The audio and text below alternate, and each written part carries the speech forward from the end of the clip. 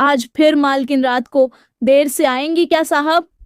कमला ने डिनर के बाद बर्तन उठाकर सिंक में रखते हुए बाईं आंख दबाकर होंठ का कोना दांत से काटते हुए मुस्कुराकर पूछा। कमला की इस अदा पर जितेंद्र कुर्सी से उठा और उसे पीछे से बाहों में भरते हुए धीरे से उसके कान में बोला, हाँ जाने मन, उसके बैंक में क्लोजिंग चल रही है तो कुछ दिन देर रात तक ही लौटेगी। बहुत हिसाब किताब करना होता है ना, बैंक वालों को और मैनेजर पर सबसे ज्यादा जिम्मेदारी होती है। अच्छा है साहब, फिर हम भी कुछ हिसाब किताब कर लेंगे। वैसे आप हिसाब बहुत अच्छा करते हैं साहब। बस किसी दिन मेम साहब पूरी रात बाहर रहे तो मैं आपसे ब्याज भी वसूल कर लूं। कमला ने जितेंद्र की ओर घूमते हुए कहा और उसके ऐसा करने से जितेंद्र के होठ कमला के होठों के सामने आ गए, जिन्हें कमला ने थोड़ा सा और आगे होकर अपने होठों से चिपका लिया। जितेंद्र की सांसें तेज होने लगी थीं। वह अब कमला से पूरी तरह चिपकने लगा था कि तभी कमला एक झटके से घूमकर जितेंद्र से अलग हो गई और बोली, छोड़ी रे साहब, देखते नहीं कितना काम पड़ा है और फिर मुझे घर जाकर अपने मर्द को भी हिसाब देना होता है। आपके साथ हिसाब करने लगी तो फिर मेरे मर्द के हिसाब में कमी हो जाएगी और वह मुझ पर शक करेगा। वैसे भी पिछली बार जब मैं आपके साथ चिपक कर गई थी तो वह सवाल कर रहा था कि यह जमीन में इतनी नमी क्यों है। वह तो मैंने किसी तरह उसे यह कहकर संभाल लिया कि बहुत दिन से कुछ हुआ नहीं, तो आज तुम्हारे हाथ लगाने से ज्यादा ही जोश आ गया है और वह मान गया, नहीं तो मेरा भेद खुल ही जाना था उस दिन।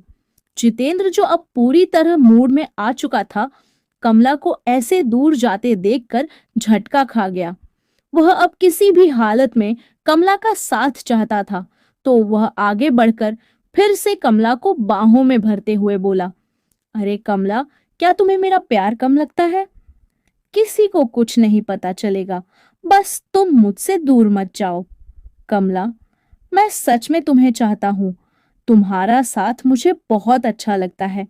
तुम जैसे मुझे प्यार करती हो ना, ऐसा तो कभी तुम्हारी मेम साहब भी नहीं करती। सच कहूं तो निर्मला को प्यार करना आता ही नहीं है। जितेंद्र ने कमला को बाहों में भरकर उसके होंठों की तरफ होंठ ले जाते हुए कहा, नहीं साहब, आप झूठ बोलते हैं। आपको मुझसे कोई प्यार व्यार नहीं है। आप तो बस अपनी जरूरत पूरी करते हो। मैं ही आपसे प्रेम करने लगी थी साहब, लेकिन मैं अब समझ गई हूँ कि आप बस मेरे साथ फरेब करते हो। आपको मेरे जिस्म से ज्यादा कुछ नहीं चाहिए। आपका प्रेम बस इतना सा ही है। अभी मैं आपके साथ बिस्तर पर चली जाऊंगी, आपका काम हो जाएगा और आप मुझे भूल जाओगे बस। कमला फिर अपने आप को छुड़ाते हुए बोली, नहीं नहीं, ऐसा नहीं है कमला, मैं तुमसे सच में प्यार करता हूँ। अच्छा बताओ, मेरा प्यार सच्चा है, इसे साबित करने के लिए मैं तुम्हें क्या दूं? जितेंद्र ने अब कमला को बाहों में उठा लिया था। हवस का जोश अब जितेंद्र के संभालने से बाहर हो रहा था। जितेंद्र ने कमला को बिस्तर पर बिठाया और उसके सामने खड़े होकर अपनी शर्ट के बटन खोलते हुए बोला, बताओ ना, क्या चाहिए तुम्हें? साहब, आप सच कह रहे हैं? सच में आप मुझे प्यार करते हैं? कमला ने बिस्तर पर लेटकर अपने पैर से जितेंद्र के सीने के बालों को सहलाकर होंठ काटते हुए पूछा। हाँ सच कमला, तुम एक बार मांग कर तो देखो, जो कहोगी मैं तुम्हें दे दूंगा। जितेंद्र ने आगे बढ़ते हुए कहा। उसकी आवाज हवस में बहक रही थी। कमला अपनी अदाओं से उसके जिस्म की आग को और बल दे रही थी। क्या आपको नहीं लगता कि ऐसे छिप छिप कर मिलने से हमारे प्यार की अच्छे से भरपाई भी नहीं हो पाती और हमारे पकड़े जाने का डर रहता है? सो अलग, अब मान लो कि अभी हम प्यार शुरू ही कर रहे हैं और आपकी पत्नी आ जाए तब, या फिर मेरा मर्द ही मुझे ढूंढता हुआ आ जाए तब, क्या ऐसे अच्छे से प्यार हो सकता है? कमला ने एकाएक शब्द सोचकर बोला, नहीं हो सकता कमला, तभी तो कह रहा हूं कि आओ हम जल्दी से प्यार कर लें, उसके बाद तुम आराम से काम खत्म करके अपने घर चली जाना। जितेंद्र ने कमला के ऊपर झुकते हुए कहा। कुछ ऐसा नहीं हो सकता साहब कि हम लोग जब मन करे प्यार करें और हमें रोकने टोकने वाला कोई ना हो?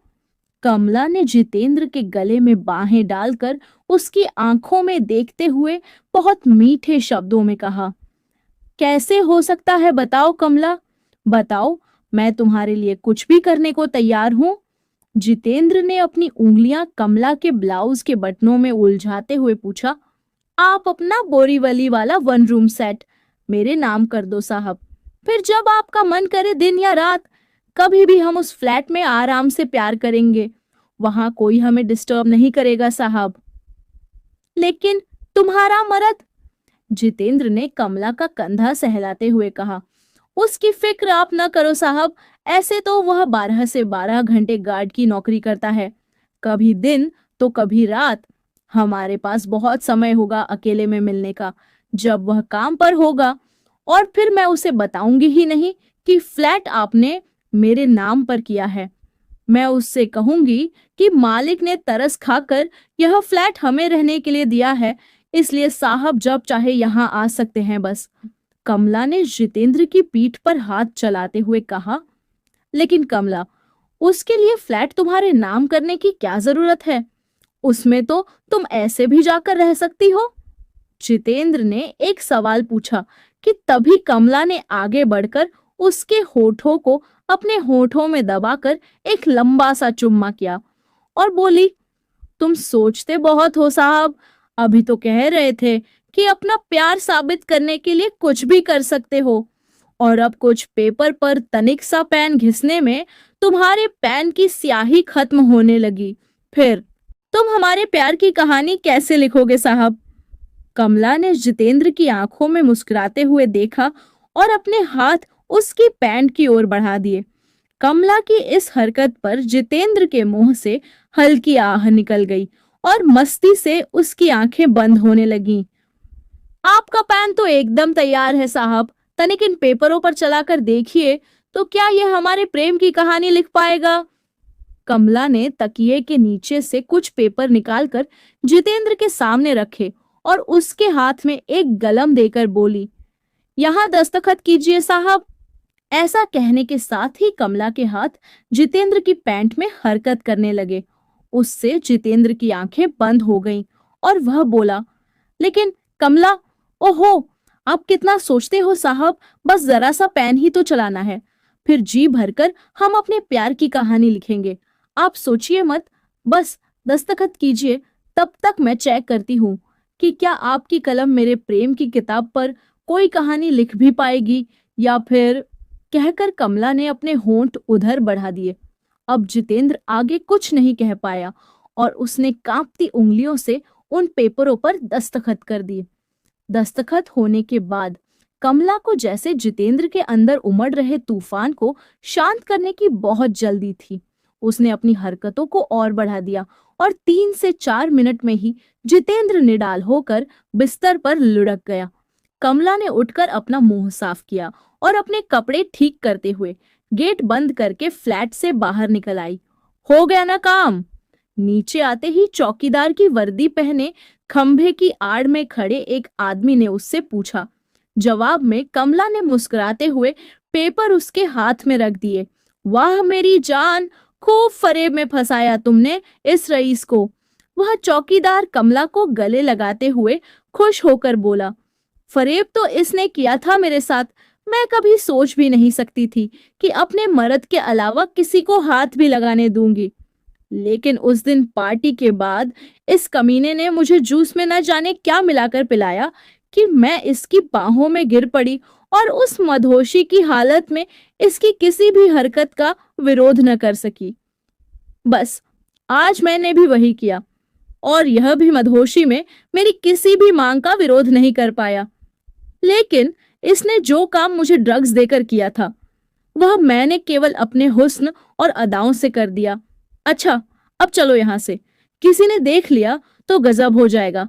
बस कल सुबह ही ये पेपर लेकर वकील के पास चले जाना।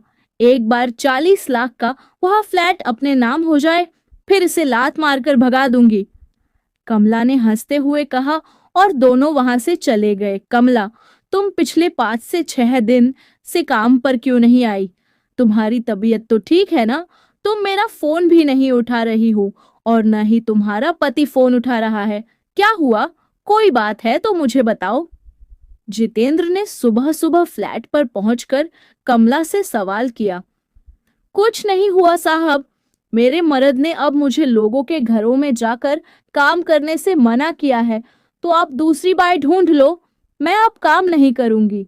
अब मेरा मर्द कमाएगा और मैं बैठकर खाऊंगी बस। कमला ने बहुत ही रूखे स्वर में जवाब दिया। कैसी बात करती हो कमला? मैं किसी के घर काम की नहीं कह रहा हूँ, लेकिन हमारे अपने घर। क्या तुम्हारा प्यार खत्म हो गया जो तुम मुझसे मिलने भी नहीं आई? और जैसी कि हमारी बात हुई थी कि इस फ्लैट में मैं और तुम साथ रहेंगे और प्यार करेंगे, क्या तुम वह भी भूल गई? जितेंद्र ने सवाल किया। कौन सा प्यार साहब? वह तो बस एक सौदा था। उसमें कुछ मैंने अपना लुटाया और कुछ आपने अपना सौदा पूरा हुआ। साहब सब व्यापार खत्म। कमला ने उसी रूखेपन से कहा। तो क्या तुम्हारा प्यार सच में बस एक फरेब था कमला? क्या तुमने मेरा मकान हड़पने के लिए मुझसे प्रेम का नाटक किया था? जितेंद्र ने गुस्से से भरकर पूछा। हाँ हाँ हाँ, फरेब। हाँ साहब, फरेब ही था वह। फरेब जो आपने मेरे साथ किया था, मेरे जूस में ड्रग्स मिलाकर। फरेब जो आपने अपनी पत्नी के साथ किया था, पत्नी होते हुए भी मेरे साथ संबंध बनाकर। फरेब जो आपने अपने खुद के साथ किया था, हवस में अंधे होकर, यह मकान मेरे नाम करके। अब आप यहाँ से चले जाइए साहब। कहीं ऐसा ना हो कि मैं आपकी पत्नी को आपके फरेब के बारे में बता दूं और आप उन्हें भी खो दो। अभी भी कुछ नहीं बिगड़ा है साहब। रोक दो इस फरेब को और बचा लो अपने असली घर को टूटने से। मुझे भी अपना घर बचाने दो साहब। मेरा मर्द बस आता ही होगा और मैं नहीं चाहती कि वह फिर मेरी गीली होती हुई देखे आंखें, कमला ने कहा और जितेंद्र के मुंह पर फ्लैट का दरवाजा बंद कर दिया। जितेंद्र खड़ा खड़ा सोच रहा था कि फरेब किसने किया? फरेबी कौन है दोस्तों? आज की कहानी आपको कैसी लगेगी कमेंट करके जरूर बताएं। अगर आप चैनल पर नए हैं तो चैनल को सब्सक्राइब जरूर करें। धन्यवाद।